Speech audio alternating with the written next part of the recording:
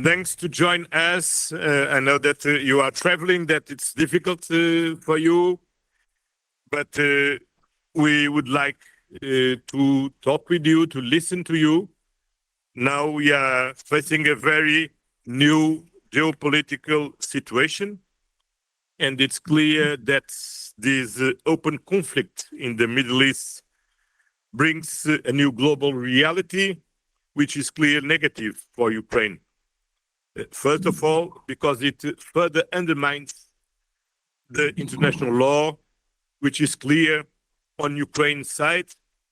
Second, increased energy prices have provided windfall for Russia, and the United States' decisions to lift some of its sanctions on Russia oil exports are very concerned. Third, this conflict will potentially divert scarce military equipment away from Ukraine. And finally, this situation is distracting from the peace negotiations in Ukraine. But you can count with our support. We will continue with you. We are with you since the very first day of this terrible war.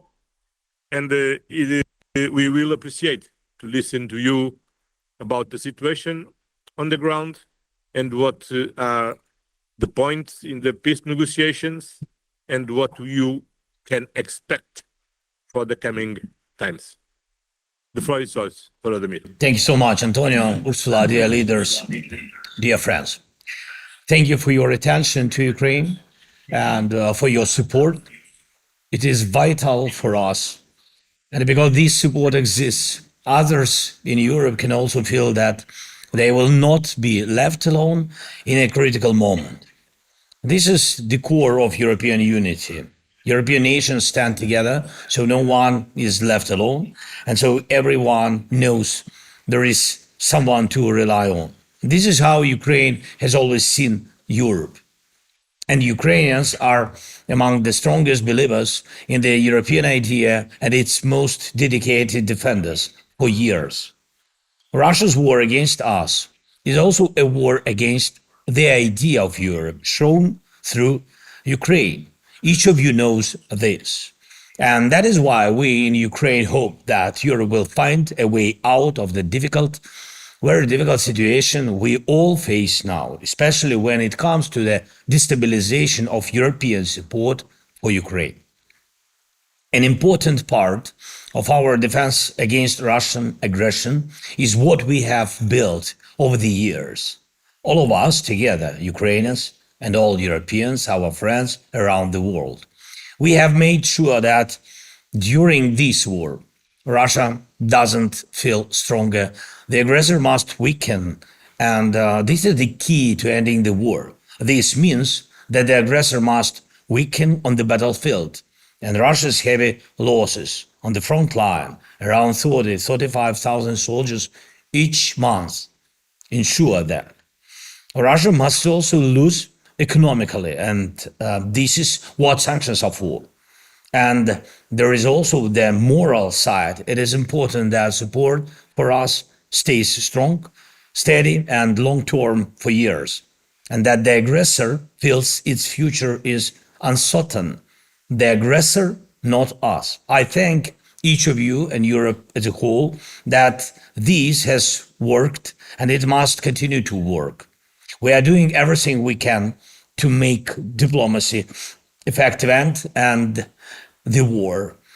And you have all seen this. Working with a team of the President of the United States, I involve Europe as much as possible and keep you informed. Europe's involvement is cornerstone of our approach, and peace in Ukraine is peace in Europe. It is our common goal. And in the past few days, we have received signals from the American side that talks may resume soon. But with what mindset will the Russian side come to the talks this time? It depends on all of us together to make sure the Russians do not come to these talks feeling that their position has grown much stronger. And it is not only because of the situation around Iran which is pushing global oil prices higher. First, Russians see active use of air defense missiles in the Middle East and the Gulf region, and they may think Ukraine will face a shortage of such missiles. Second, the EU's 20th sanctions package against Russia is stalled. It could have continued the pressure on Russia to move toward real peace. Third, the United States has eased some sanctions on Russia, and this brings significant money into Putin's war budget. Next, for the third month now, the most important financial security guarantee for Ukraine from Europe is not working, the 90 billion euro support package for this year and the next. This is critical for us. It's a resource to protect lives. And fifth point, even today, we do not know for sure whether this support will be unblocked. Dear leaders, united Europe, we need to take and implement decisions. Strong and steady support matters. Pressure on Russia matters. And it is important to stay focused even while watching Iran. That war is ongoing on European soil. We count on you to unblock the 90 billion euro package of financial security guarantees for this year and the next. This package was supposed to work in spring, but it was blocked. Ukraine, for its part, is doing what is needed, including on the oil pipeline, as we discussed with Antonio and Ursula, to make this possible. Our team from the energy companies, Naftogaz and Ukernafta, is working productively to deliver on what we discussed. But the decision is yours, whether you want Russian oil to be imported by Europe, knowing that it helps the aggressor. Ukrainians went through a hard winter because of Russian strikes. Many people had electricity for only a few hours a day, and in some cities there was no heating for days.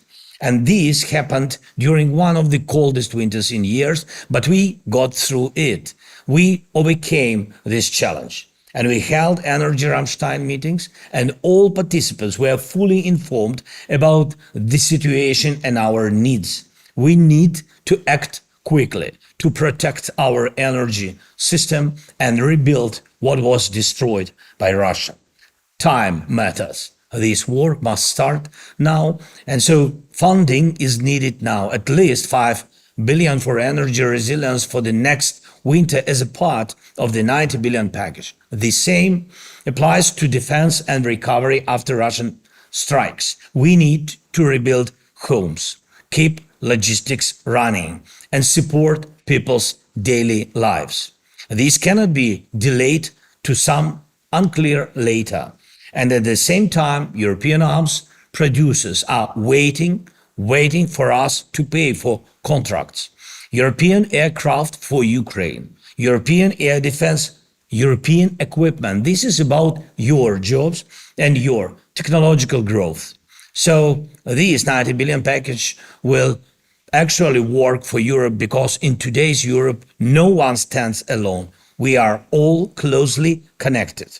And if something is blocked for us, it will lead to consequences for everyone, maybe not always obvious, but definitely felt.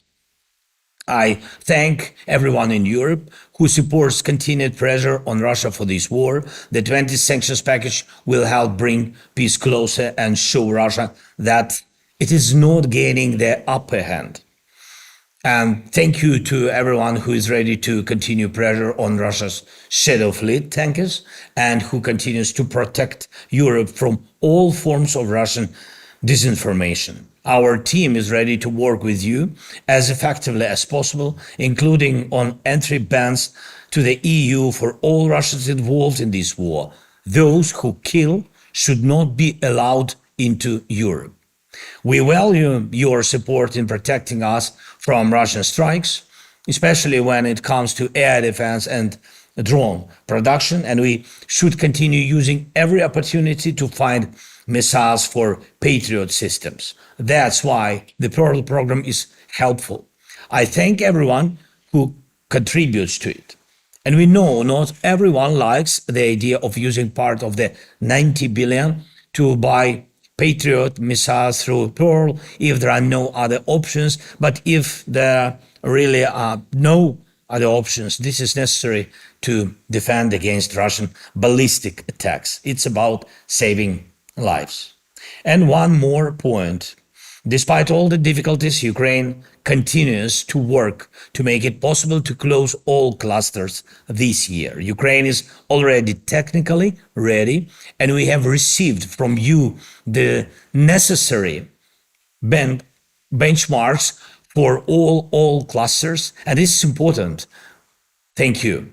In line with the key EU principles, reforms, and the rule of law, we will ensure that everything on our side is done to open the clusters and continuation of accession negotiations in 2026. And we are determined to do this, to do so. It's also a key factor in the overall